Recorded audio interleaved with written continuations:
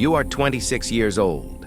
Your hands are ink-stained, not bloody, and that is exactly why they fear you. You are not holding a sword.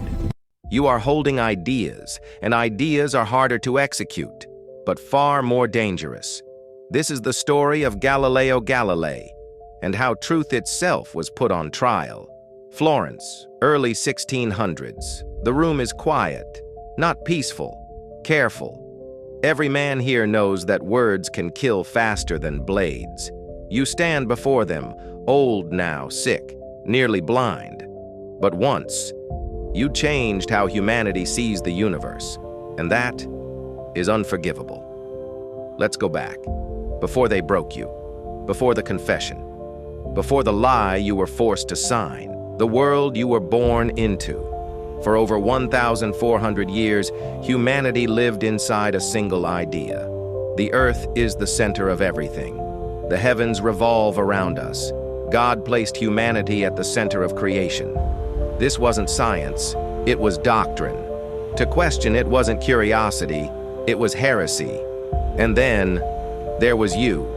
You weren't rebellious, you weren't loud, you were worse, you were precise. You improved the telescope, you pointed it upward, and what you saw shattered heaven itself. Moons orbiting Jupiter, Venus showing phases, impossible if Earth stood still. The stars, not fixed, not perfect, not eternal. The universe wasn't centered on us.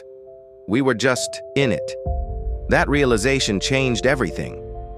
If Earth moves, then Scripture has been interpreted wrong, not God wrong. Men wrong, and that distinction terrified them. At first, they warn you quietly, do not teach this as fact, present it as theory. Protect yourself, and you agree. You're not trying to start a war, you just want the truth to breathe. But truth doesn't stay contained. In 1632, you publish a book, a dialogue concerning the two chief world systems. It's clever, too clever. You let three characters debate the universe, and the one defending the church's view, he sounds stupid. Worse, his name resembles the Pope's own arguments. That's when the tone changes. This is no longer about astronomy. This is about authority. And authority does not forgive embarrassment. You are summoned to Rome. You are 68 years old, sick, arthritic, half blind. But you travel anyway. Because you believe something fatal, that reason matters, that evidence protects you, that the law is neutral. Joan of Arc believed the same thing. So did you. The trial. It is not public, it is not fair, and it is not about truth. It is about obedience. They accuse you of heresy, not for being wrong but for being convincing. They show you documents, some altered, some reinterpreted. They tell you that you disobeyed a past warning. You argue calmly, logically. They don't argue back. They threaten. And then, you are not tortured. That's important. They don't need to. They show you the instruments. They explain the procedure.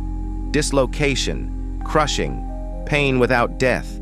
They remind you of your age, your bones, your heart, and then they leave you alone. To imagine, this is where the system becomes perfect, because if they torture you, they look cruel. But if you break yourself, the law remains clean. You are offered mercy, one sentence, one signature, one lie. I, Galileo Galilei, abjure, curse, and detest the error that the earth moves. Say it, and you live. Refuse, and you disappear into a cell no one returns from. You choose life. You kneel.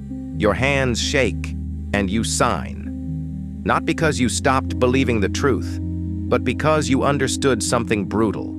A dead man convinces no one. The sentence, house arrest for life. Your books banned, your ideas silenced, your name disgraced. They think they've won, but here's what they didn't understand. You never needed to shout. You had already shown humanity the universe. The truth had escaped. It was irreversible, legend says. As you stood up from your knees, having denied the motion of the earth, you muttered, "Eppur si muove," and yet it moves. Whether you said it or not doesn't matter, because the universe kept moving anyway. The real lesson: Galileo wasn't destroyed by ignorance.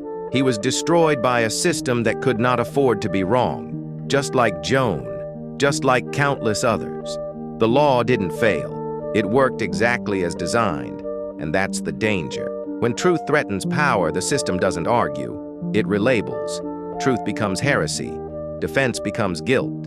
Survival becomes confession. This is not ancient history. The names change. The robes change. The fire disappears. But the structure? It's still here.